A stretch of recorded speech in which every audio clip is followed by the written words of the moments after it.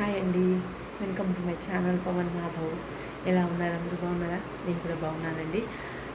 ముందుగా మీ అందరికీ శ్రీరామనవమి శుభాకాంక్షలు. నేను కూడా శ్రీరామనవమి చాలా బాగా చేసుకున్నానండి. మా మా పిల్లలకి శ్రీరాముడిగా రెడీ చేశాను ఇద్దరిని, కానీ ఎక్కువ ఫోటోలు తీయలేకపోయాను. సో ఈసారి చూసారా, జై శ్రీరామ్ అని రాసింది. ఈ శారీ ఇంకా ఇంపార్టెన్స్ ఏంటంటే, శ్రీరామనవమి కోసమే ఈ శారీ తెప్పించుకున్నాను. ఎందుకంటే ఈ శారీలో మొత్తం రామాయణం కవర్ అయి ఉంటుందన్నమాట.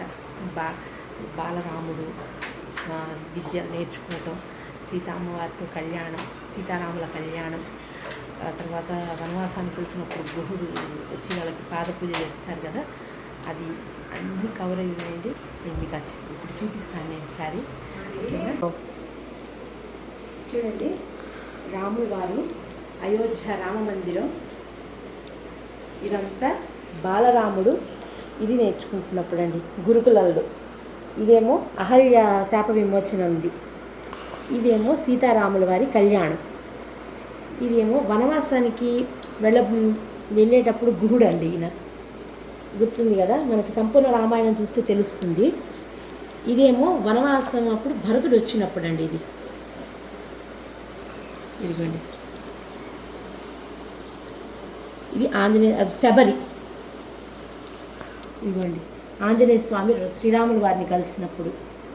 ఇదేమో ఇంకా యుద్ధకాండ మొదలైనప్పుడు అండి, శ్రీరామ అని రాస్తున్నారు, చూసారు కదా.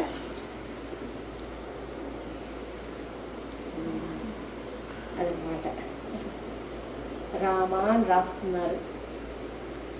అది రామసేతు కట్టడానికండి. చూసారు కదండి చీర. నేను శ్రీరామనవమి కోసమనే ప్రత్యేకంగా ఈ శారీ తెప్పించుకున్నాను. రామాయణం చాలా మటుకు కవర్ అయిందని.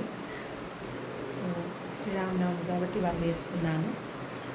మా చిన్నపిల్లలకి కూడా రాముడిలాగా తయారు చేశాను. ఇంకా అవన్నీ వీడియోస్ అని తొందరగానే అప్లోడ్ చేస్తాను.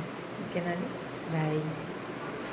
జై శ్రీరామ్, జై శ్రీరామ్, జై జై శ్రీరామ్, జై శ్రీరామ్, జై జై శ్రీరామ్, జై శ్రీరామ్.